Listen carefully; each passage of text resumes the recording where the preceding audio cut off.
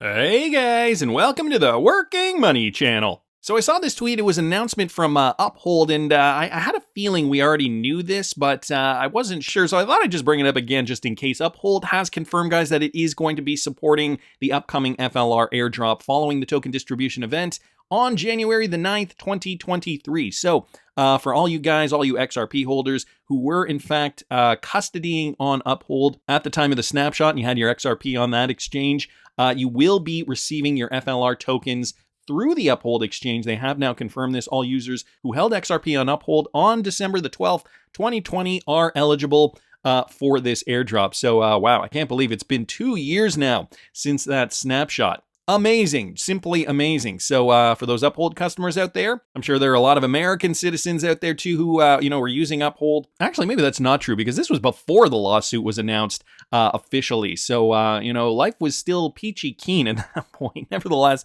I'm sure, some of you guys were still using Uphold at that moment in time. And it is confirmed, guys, unless it was already confirmed, it is now confirmed for sure. Uphold will be participating in the FLR airdrop.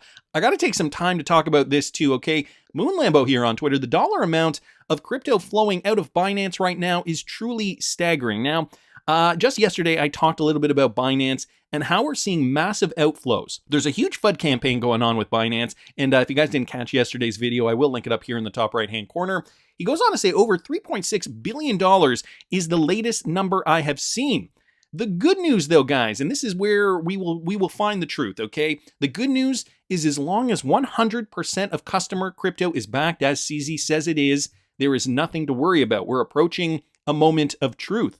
True Perception down here saying, I'm almost thinking he's being fudded by the very people he just helped expose with his FTT liquidation. He tweeted not long before about industry players leveraging regulators and governments and his disdain. Maybe I just like a good story. I don't know. If $60 billion is fully backed, we're nowhere near the moment of truth. Is coming from Martin Lacey on Twitter. Irish Tiger saying, Matt, where did you see that number? 3.6 billion. So, there have been trackers tracking the outflow from Binance accounts specifically.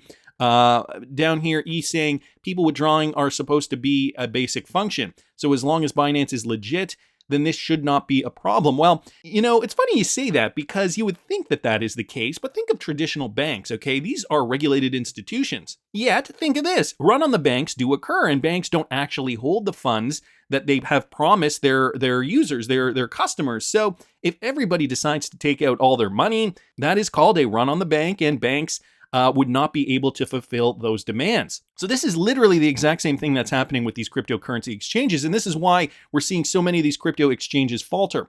Now, who knows what's going to happen with Binance at this moment in time? CZ seems cool as a cucumber, though, and I gotta say it is a moment of truth. I gotta say it will give me confidence if Binance can withstand this, and there has been a FUD campaign. Of course, there is a bit of a target on CZ's back, in my opinion, considering what he did with FTX. This moment of reckoning is happening, is unfolding before our eyes. CZ restoring confidence in crypto and other exchanges should follow suit. So he's tagging Jade here, is tagging BITRUE official to do the same thing. There are many different cryptocurrency exchanges out there in many different regions of the world and all over the world. There's different rules for crypto regulatory clarity. In the United States, we still know that we're working our way through it, but there's still a lot that needs to be sorted out there. Other areas in Europe and in Asia, for example, they have different regulatory requirements. So, it's interesting. This is going to be an interesting moment, I think, for cryptocurrency as a whole. And, we've been talking about the fudders. Dylan St. Clair here, talking about Binance specifically. Execs are bailing. Institutional money is jumping. Capital fleeing. And charges are incoming. Charges are incoming or coming up. Let people know. Okay, so here's a conversation from somebody. The source is anonymous as of now, but of somebody giving Dylan some insider information with regards to what is going on over there at Binance. Let people know to get their funds off Binance, okay? So what is this supposed to mean? Use my tweet if you want to, or create your own. People need to know. Execs are bailing, institutional money, capital fleeing, and charges are coming. Just a heads up that a bunch of Binance stories are going to hit the tape this week. Reporters hitting me up constantly. Now, I don't know if he's talking about the stories that we've already heard, all those FUD articles that we've heard, just pounding Binance, basically trying to worry people that, Binance is also going to collapse. Like I said, though, CZ cool as a cucumber, and I'm going to get to that in a second. Really, can you give me some more info on this? So this is just the response. They've confirmed leadership losses. Accounting contacts have serious issues with their POR. No reporter can confirm or identify the parent or ownership structure of Binance and can't track down a meaningful listing of executives beyond CZ. All items and stories that are set to come out from outlets like CNBC, Bloomberg, and Truth Now. Can I post the screen cap for this interaction? No worries if I can't. And then he just responds here, yes, you don't have to keep it anonymous at all. So here it is, guys. Maybe some insider information on what could happen next. Dylan LeClaire responding here, unsure of the claim on the executives. The proof or reserves is undoubtedly shady. Collateralization denominated in Bitcoin terms instead of listing every asset and providing a one-to-one backing is hairy. Liabilities are also unknown. As for capital outflow, we can see it happening live. So we do know that the capital outflow, and I did talk about this in yesterday's video, it has been being removed from Binance. People are, in fact, jumping ship. But like I said, calm returns to crypto as Binance CEO has now been seeing some stabilization. And this article was just from 46 minutes ago, as of the time that I pulled up this tab, which was less than an hour ago now. A degree of calm return to the cryptocurrency space overnight as Binance chief executive Changpeng Zhao said a wave of customer withdrawals from the world's biggest crypto exchange has eased. Things seem to have stabilized, he says, adding that deposits are now coming back into the exchange and describing the situation as business as usual. Binance had suspended withdrawals on USDC coin, a stablecoin that acts largely as a gateway between the crypto and fiat spaces. So he did put a withdrawal limits or temporarily suspended these withdrawals on this particular stablecoin, which is interesting because it's just that stablecoin. But not other cryptocurrencies. Unable to keep pace with a flood of withdrawal requests from customers spooked by an increasingly loud drumbeat of negative news around digital currencies. So, trying to quell, the fears of his customers here.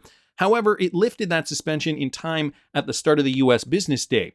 And here's a quote. Yesterday was not the highest withdrawal we processed, not even in the top 5, Zhao said, adding that Binance had bigger outflows in the wake of the Terra Luna and FTX collapses. So it looks as though this FUD isn't even really affecting them at all. He says that they had more withdrawals during Terra Luna and FTX. Zhao estimated on Tuesday that Binance had experienced net withdrawals of around $1.14 billion, considerably lower than an estimated high of $3 billion by crypto analytics firm Nansen.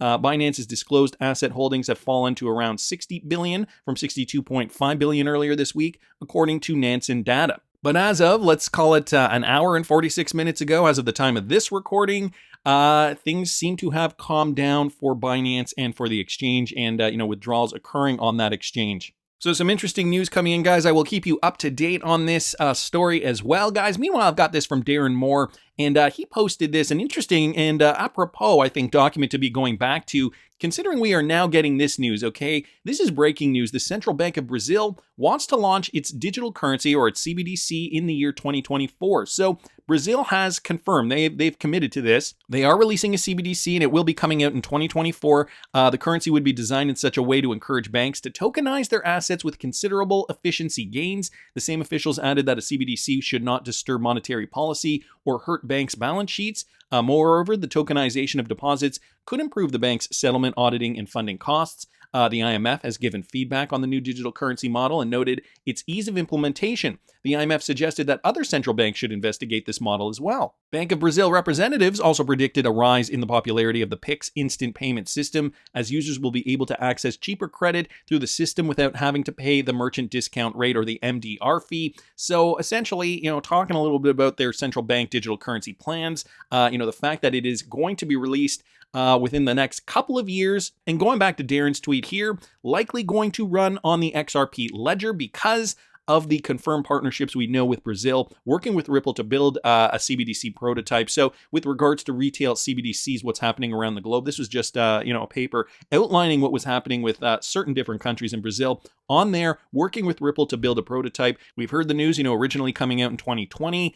If my memory serves me correctly, when Brad Garlinghouse did go visit Brazil, and had meetings with the central bankers of Brazil, likely talking about this specific plan. So we're likely going to see that central bank digital currency in Brazil running on the XRP ledger. And just to give you guys some context here with regards to Brazil and their economy, does Brazil have a good economy? Yeah, I'd say it's pretty damn good. The Brazilian economy is the third largest in the Americas. The economy is a middle-income developing mixed economy. In 2022, according to the International Monetary Fund, Brazil has the 12th largest gross domestic product expenditure and has the 8th largest purchasing power parity. So Brazil, a huge exporter of oil, not to mention many other things. So a very important economy, third largest in the Americas. So with a central bank digital currency, don't know how that is going to transform their economy, if at all. If it'll only be for domestic use, we still don't have information on that. Nevertheless, we know that this CBDC will be running on the XRP ledger. So wanted to thank Darren Moore for that.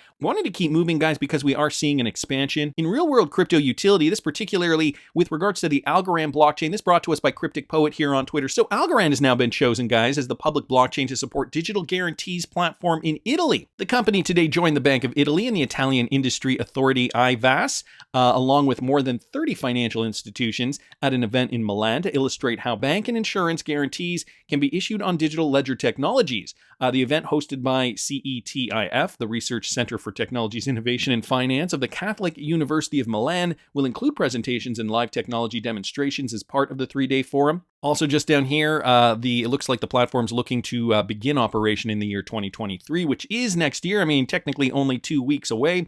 Algorand is the only public blockchain that the digital sureties platform uses. So, huge Algorand adoption for this particular organization in Italy. It is expected that the significant percentage of bank and insurance guarantees will leverage digital ledger technologies as part of Italy's National Recovery and Resilience Plan.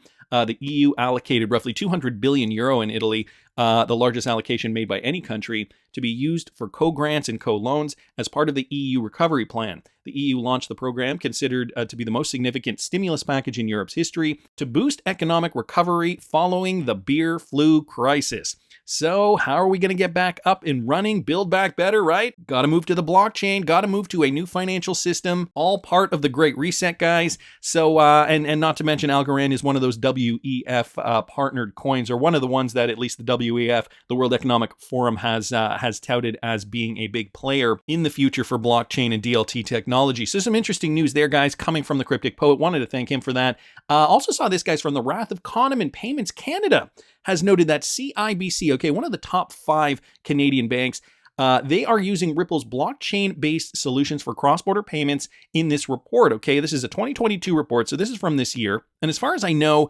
I believe all 5 big Canadian banks do have some sort of partnership with Ripple, but it is here confirmed in this Canadian Payments Methods and Trends document from this year. In 2022, CIBC, one of the largest providers of cross-border payments in Canada, announced that they would partner with Ripple and leverage Ripple's blockchain-based technology or their solutions for cross-border payments. So it has now been confirmed that they are going to, in fact, use Ripple's blockchain-based solution for cross-border payments, and likely will be using XRP in some type of capacity. I think when they partnered originally, it was just for a test pilot, if I'm not mistaken. A lot of these banks, wanted to experiment with DLT technology, and so I think those trials are done. We know that Ripple has forged these partnerships, but now we're actually getting into, a new era, right? This time now we're really going to start to see the activity on the XRP ledger, as opposed to just, testing and piloting and all that.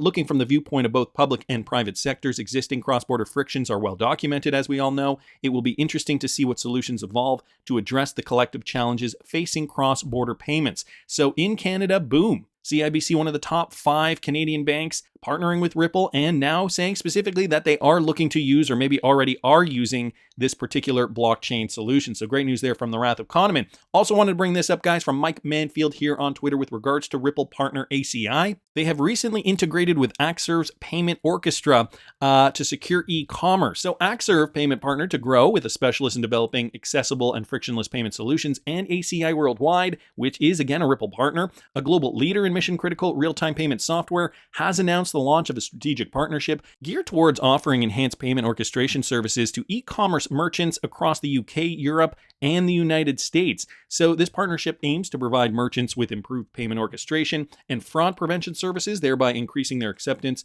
of payments, improving payment security, and ultimately boosting their conversion rates and revenues. The integration, guys, with ACI Secure E-commerce and XRP's payment orchestration platform strives to provide e-commerce merchants and their consumers with personalized and integrated payment orchestration solutions. Furthermore, through partnering with a key global player and strengthening its UK presence, XRP has undoubtedly reached a key milestone in its internationalization process following its UK launch in 2022. So this is what we're seeing more of, these smaller companies partnering up with the big guys. ACI, not a small company by any stretch of the imagination. So we're seeing, how these, the XRPs of the world, all these smaller companies working towards growing. And, as they said here, a key milestone for them, it's the process of internationalization for a lot of these companies. So, leveraging new technologies like DLT technology and RippleNet.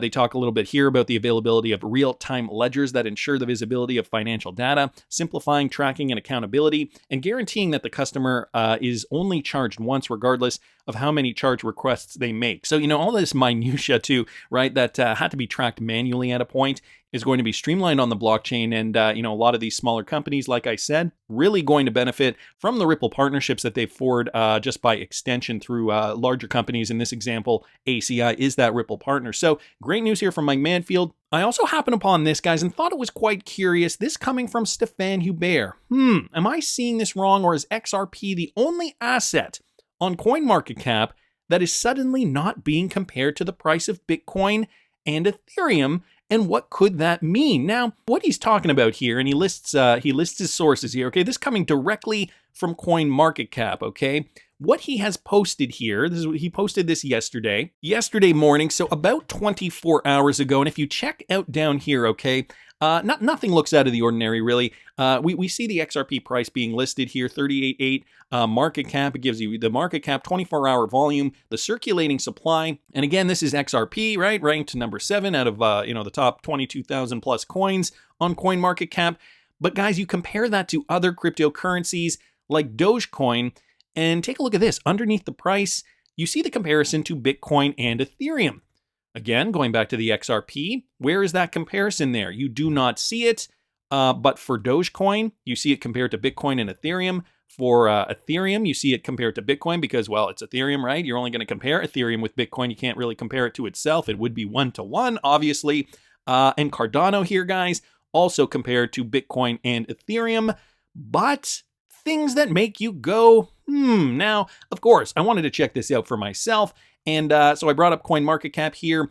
And when I go and click on XRP, what I notice here is that the Bitcoin and Ethereum prices do come up. So this has got me wondering, was it a glitch? Was there just some kind of, anomaly here? And I do wonder, I got to reach out to Stefan Hubert. Is he still seeing this? Because other people in this tweet thread too are reporting the same thing, okay? XRP with the BTC and Ethereum amounts underneath. But Stefan says, funny, it doesn't show that with me. Independent on my device, maybe a regional thing, which does get me wondering. I know Stefan Hubert, if I'm not mistaken, he is located in Switzerland. Just going off the top of my head here, and could it be, guys, just hear me out for a second, that regionally, maybe XRP is poised and has been classified as something independent that needs no correlation to Bitcoin and Ethereum, or at least may not need said correlation in the future, in the coming months or the coming years. Now, again, this could be regional. I can't speak for other countries, but in Stefan Hubert's country, we are not seeing the same layout here. And he has confirmed, he did go back to the link and he said maybe it could in fact be regional. So I think it's fairly obvious we can rule out a glitch. But is there something else brewing? I mean, it's always got me wondering, is XRP going to be considered something different than all the other cryptocurrencies? I mean, we've talked at length of, possibilities. It could be a world reserve currency. Maybe things are going to be pegged to XRP specifically, and therefore we wouldn't necessarily see the conversion rate for XRP to any other asset, but rather other assets to XRP, similar to how we see, certain fiats or commodities pegged to gold. So could this be an inclination that XRP has become the standard, maybe, or will become the standard in the coming months, maybe year? in specific regions? And are we going to see a global rollout like this as more countries get specific clarity about XRP? I don't know, it's just a hypothesis here. I'm just spitballing, but tell me down in the comments what you guys think. Please subscribe to the channel if you haven't already. Like the video if you like the content I'm providing. I always love hearing your comments. See you in the next one, guys.